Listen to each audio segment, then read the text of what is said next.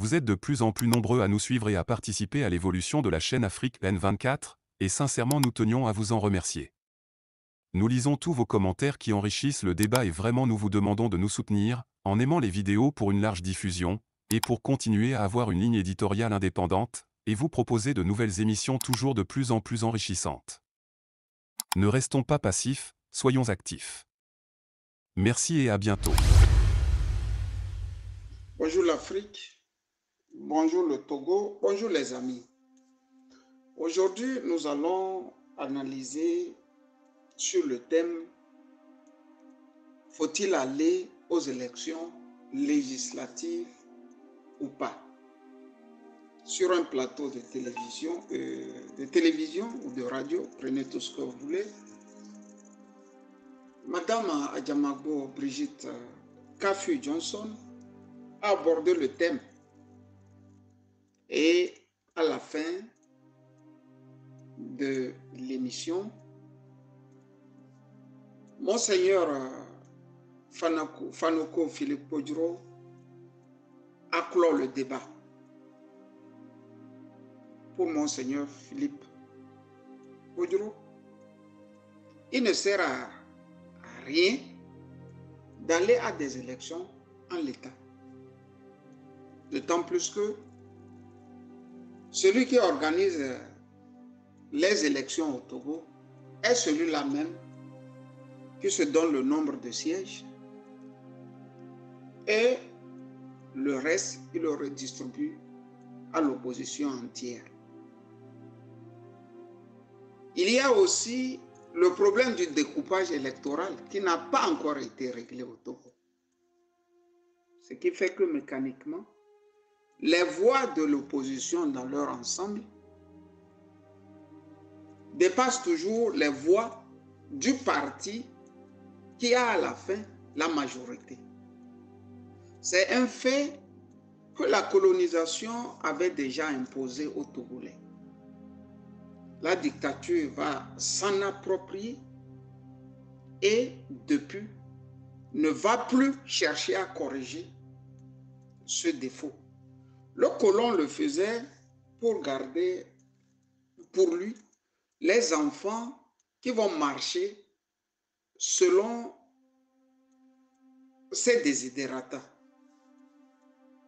Et comme on n'a pas eu une élite élevée, intellectuellement aguerrie, patriotique et nationaliste, on a préféré laisser les choses afin de martyriser les autres Togolais qui ne sont pas de nos lignes politiques. Je veux parler du RPT UNIR qui a toujours régenté la nation togolaise. Ce parti qui a fait sa mue est devenu UNIR, à telle enseigne que on se demande qu'est-ce qui a vraiment changé, d'autant plus que les brimades, le vol des élections, le braquage des banques, le braquage de tout ce qui est patrimoine commun s'est retrouvé être aussi le credo du parti UNIR que dirige pompeusement Faure Gnassingbé. Nous n'allons pas trop parler dans cette analyse. Nous allons seulement décortiquer ce qui devrait être. Et ce qui devrait être est que un parti créé a pour objectif d'aller conquérir le pouvoir. Et par ricochet, gagner des députés et imposer sa vision de la chose politique dans le pays. Sauf que nous faisons ce que Haïti a toujours fait. Vous savez que dans la République à Haïti, il y a toujours eu quelques Haïtiens qui sont cooptés par l'Occident. Et leur rôle est de laisser le pays en l'état. Haïti ne se développe pas. Haïti ne change pas. Haïti reste Haïti. Et comme malheur, tous les aléas naturels ont pour domaine, ou mieux, ont pour milieu le pays Haïti. Vous allez remarquer que ce pays est traversé par un destin monstrueux. Toutes les calamités naturelles, les pluies, les tornades, les tremblements de terre, comme par hasard, n'ont jamais cessé de traverser la République d'Haïti. À côté, il y a le voisin états-unien qui ne veut pas que ce pays sorte de la lumière. Et plus loin, l'humiliation que Toussaint Louverture avait fait connaître à Napoléon fait que la France aussi n'a cessé de traumatiser le pays appelé Haïti. Et pourtant, un pays de la zone francophone. Je donne ces exemples pour vous dire qu'il y a une malédiction au Togo qui s'est muée en paresse intellectuelle d'abord et physique ensuite. Parce que l'opposant au Togo ne s'est jamais donné les moyens pour penser loin, pour se lever et faire un travail de terrain et de forme. Le seul parti que nous avons vu le faire, ne serait-ce que ces dernières 15 années au Togo, eh bien, le PNP de Tiki Achagam, qui avait eu l'intelligence et l'idée d'imposer ce que moi j'appelle les agoras. Dans la Grèce antique, l'université n'était pas dans la chambre. L'université n'était pas construite, comment dirais-je, comme nous les avons aujourd'hui. L'université était en plein air, ce qu'ils ont appelé les agoras. Si tu es un parolier, tu te connais dans un domaine précis. Tu crées ton université et les autres viennent t'écouter. C'est comme ça qu'on formait le peuple grec. Et curieusement, la civilisation européenne découle même de la Grèce antique. Avec ces agoras qui ont formé des tas et des tas. Et les grands patrons de ces agoras sont les Périclès, les Socrates et ainsi de suite, les Pline auparavant. C'est Achagam qui a eu l'idée d'instaurer ces agoras. Du moins, dans les contrées qui étaient à sa disposition. Je veux parler par exemple de Sokodé, de Bafilo, de Tchamba. Ils amèneront les agoras jusqu'à Lomé. Et vous voyez très bien que ça prenait. Le peuple commençait à comprendre que la politique n'est pas seulement réservée aux intellectuels. Et la chose publique n'appartient pas à ceux qui dirigent. Ils sont là seulement parce que l'occasion le leur donne la chance de le faire. Mais leur rôle est de venir vers la population et leur dire, après qu'ils aient fait du travail à leur compte, les résultats. Quand j'ai dit ça, j'ai voulu vous dire que l'opposition togolaise fait une démonstration que personne n'arrive à comprendre. Et à la fin, ils sont même étonnés que des gens à l'extérieur comme à l'intérieur leur taxe d'opposition la plus tarée du monde. Ils sont étonnés. Ils sont étonnés que les gens se demandent quelle est cette opposition qui intellectuellement ne veut pas grandir et physiquement préfère rester une opposition paresseuse. Faure Gnassingbé est sorti pour son discours annuel, je crois bien, dire qu'il y aura des élections législatives cette année et plus loin, des élections sénatoriales. Depuis, il n'y a plus de la place au Togo. Des opposants ont commencé par affûter leurs armes. D'autres préfèrent même marcher sur des mines antipersonnelles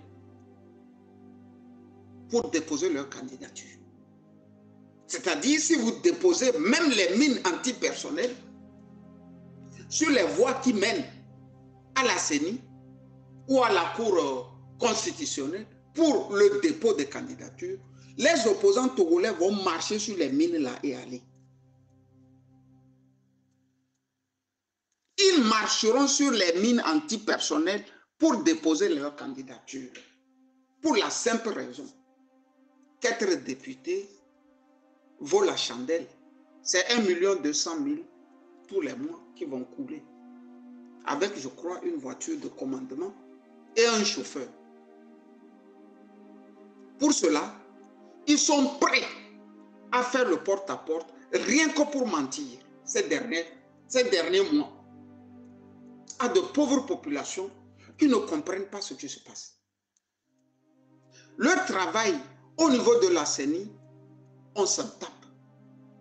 Le travail au niveau de la population devient même des menteries d'un genre nouveau.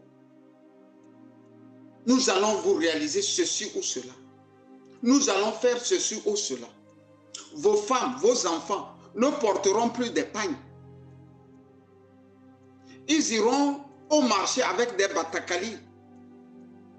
Les rues, les routes auront de l'asphalte. Vous voyez, le marché va vous être construit. Autant de menteries. Autant de menteries qu'il inocule à la population. Fin de course, le citoyen togolais ne se retrouve pas. Il est devenu un petit menteur, prêt à t'escroquer, paresseux. Je dis paresseux. L'opposition a entraîné la jeunesse togolaise à la paresse. On me demandera, mais pourquoi je ne m'en prends pas au parti au pouvoir? Pourquoi voulez-vous que je m'en prenne à des gens qui dirigent le pays depuis 56 ans et laissent le pays en l'état? Quand ceux qui devraient faire autre chose font la même chose que ceux-là qui ont laissé le pays depuis 56 ans dans la pire banalité du monde. Ils iront aux élections, ils n'iront pas. Chacun a commencé par affûter ses armes. J'ai entendu tout ce qu'un homme normal ne devrait pas entendre. Des vers et des pas mûrs. Vous voyez, les législatives, c'est autre chose. On va aller, après on va revendiquer les présidentielles. Quand on va aller là-bas, on va tout faire. Nous allons prendre la majorité et on va soumettre Faure Gnassingbé à nos pas. Et Allah. Oh, Tiab. Les bassards de Tiab. Quelle élection vous pouvez gagner devant une dictature qui a tout cadenassé et qui sait plus ou moins le nombre de députés que le parti au pouvoir aura? C'est-à-dire, assis là, eux ils savent déjà combien de députés ils auront. Assis. Ils ne sont pas encore levés, hein. Ils ne sont pas encore debout. Assis là, ils savent déjà. Mais même si on n'est pas intelligent là, même si on a du mépris pour les autres, même si on ne respecte pas les autres, Il faut apprendre à écouter. Sauf qu'ici, nous apprenons à entendre. Entendre ne veut pas dire écouter. Ils sont allés aux assises, tout juste après les élections. Et l'ANC et le RPT se partageaient déjà les sièges pour les élections sénatoriales. Que vous l'aimez ou pas, on doit reconnaître comment vous l'appelez, Abbas Kaboua, la décence des fois de dire la vérité. Abbas Kaboua n'est pas mon homme, mais tant qu'il dira la vérité, je ne vais pas mettre ma tête dans le sable et ne pas le lui reconnaître cette vérité. Il est sorti, il a dit non. Vous ne pouvez pas partager les postes devant nous comme ça. Si je reprends encore sa phrase, qu'est-ce qu'il disait? On va nous aligner et quand on va siffler, brrr, nous tous on va commencer la course. Vous n'allez pas déjà vous faire des sièges et venir s'asseoir ici comme si c'était normal. C'est de ça qu'il s'agit. Les jeunes qui devraient galvaniser la population et dire à la population, nous ne sommes pas encore prêts. Ce qu'on doit faire, il faut d'abord affaiblir ce pouvoir cinquantenaire suffisamment pour que ce pouvoir ne vole plus avant d'aller à une élection quelconque. Les jeunes qui devraient le faire, sont les mêmes jeunes qui disent qu'on ira aux élections. Mais on ne va pas aux élections à vélo ou à chameau devant des multimilliardaires qui, une fois, vont lâcher de l'argent. On ne vous retrouvera même plus. C'est la triste réalité. Je reprends. On ne va pas aux élections étant assis sur des vélos et des chameaux. Là où les autres sont en hélico et dans des voitures de commandement dignes d'un film américain.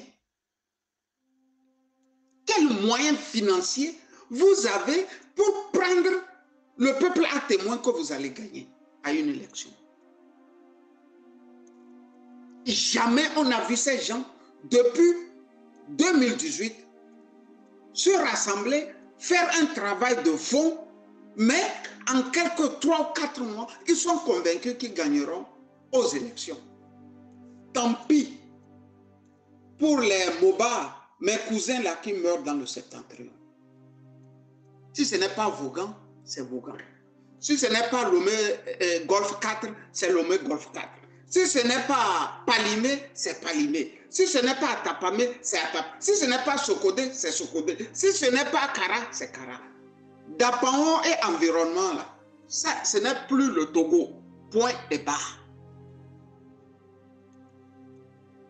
Celui qui a beaucoup lutté, il s'assied un jour, trouve le plan, approche la dictature, devient ministre, prend son argent et se barre.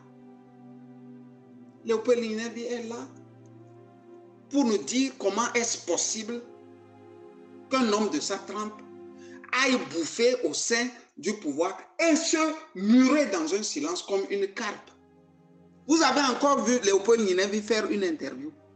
Ce qui veut dire que quand lui il est rentré, prendre ce qu'il doit prendre là, la politique aussi s'est arrêtée. La politique s'est arrêtée, net. Il ne parle pas, il ne dit rien. Quand Faure a besoin de lui, on l'appelle. Donc, tous vont comme ça. Ils savent qu'ils ne vont pas gagner. Mais il y aura ceux qui vont faire du bruit. Ne serait-ce que du grand bruit pour qu'on les appelle au gouvernement. Ils vont, ils raclent ce qu'ils peuvent racler. Femmes et enfants roulent désormais dans les voitures. Bon, tant pis pour le village. Tant pis pour le quartier. On vient, on s'assied. Comment vous pouvez aller dans une élection avec tous les apparats que nous avons actuellement. Une CENI aux ordres, une population qui n'est pas suffisamment formée à ça, et un pouvoir qui sait qu'une fois qu'elle va perdre ce pouvoir, doit prendre la route de l'exil. Comment peut-on concilier tout ça là avec des élections dignes, des élections propres, des élections démocratiques? Si l'ANC le fait, on sait pourquoi ils le font. Ces gens n'ont jamais été sérieux. Mais diantre, et ceux-là qui ont gagné aux élections de 2020, si eux aussi font la même chose, ce qui veut dire qu'il n'y a même plus de différence entre eux et l'ANC. Vous allez me dire, les FDR, quand vous voyez Dodi Apevon là, il ressemble à quelqu'un qui connaît la ville de Bassar et veut le bon développement de la ville de Bassar. Quand vous le regardez dans les yeux là, la préfecture de Bassar l'intéresse. Chez moi, ça ne l'intéresse pas. Ce qui se passe dans le septentrion, ce n'est pas son problème. S'il arrive à faire déhancher les femmes de Vaughan, il est déjà content. Quel est ce peuple-là où chacun se replie sur son ethnie, son village, tout en disant qu'il veut sauver tout le Togo? Mais on est député de la nation, on n'est pas député d'une contrée. Quels sont ces gens-là? Je dis, quels sont ces gens qui prennent sur eux de détruire d'autres Togolais pour la simple raison qu'une dictature le leur accorde ce droit? C'est de ça il s'agit. J'ai entendu des Togolais dire, Podro est à l'extérieur, donc il ne peut pas vous commander, allez-y. Comme si c'est Podro de son vouloir qui est à l'extérieur. Confondons toutes les règles les plus élémentaires des luttes. On veut pousser des gens dans la gueule de la dictature. Allez-y. Allez-y. Il y a des pieds nickelés qui nous ont dit que l'opposition va saucissonner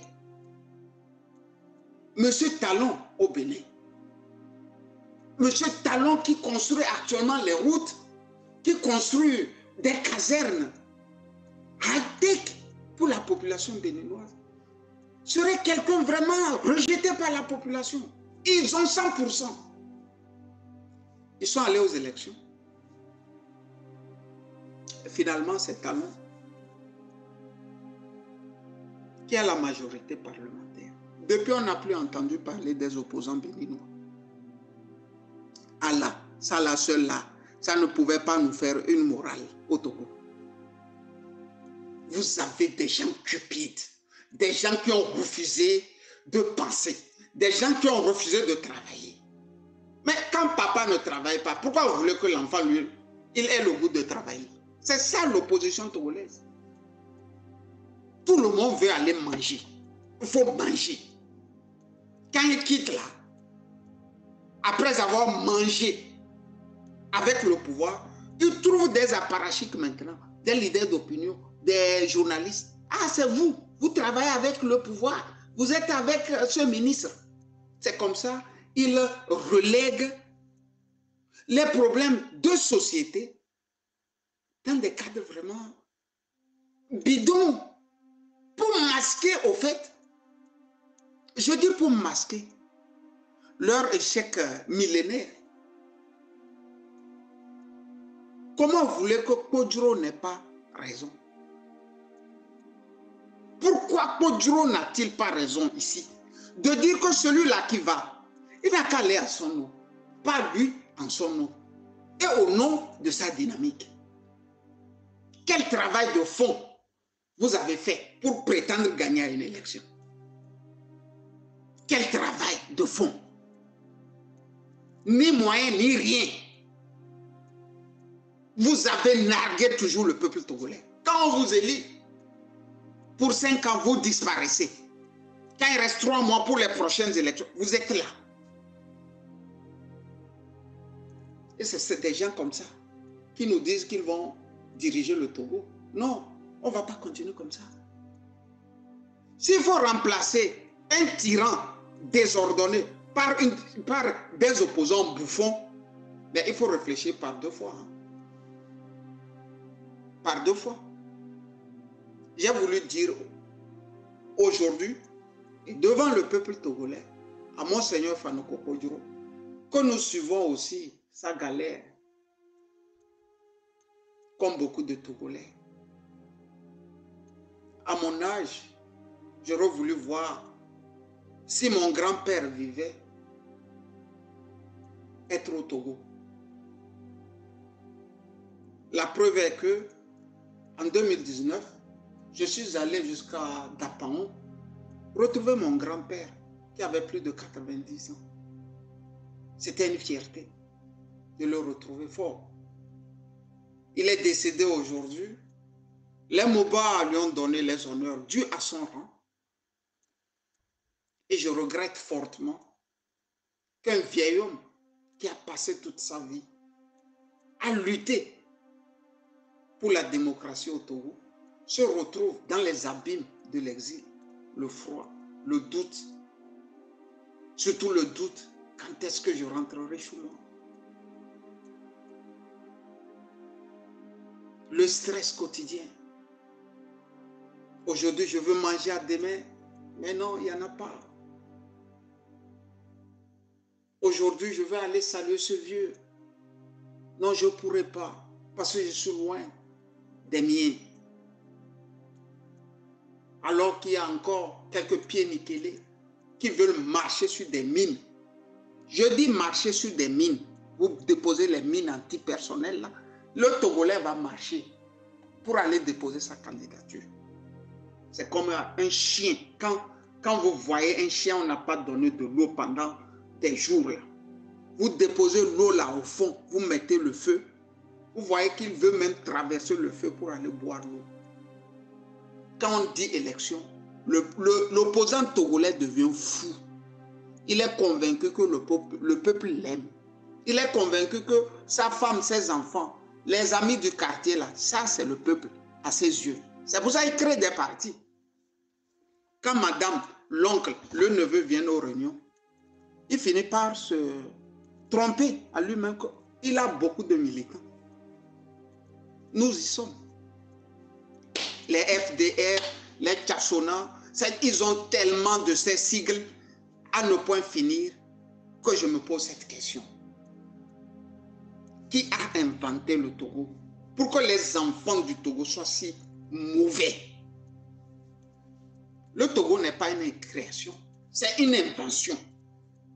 Et Kofi Annan va le dire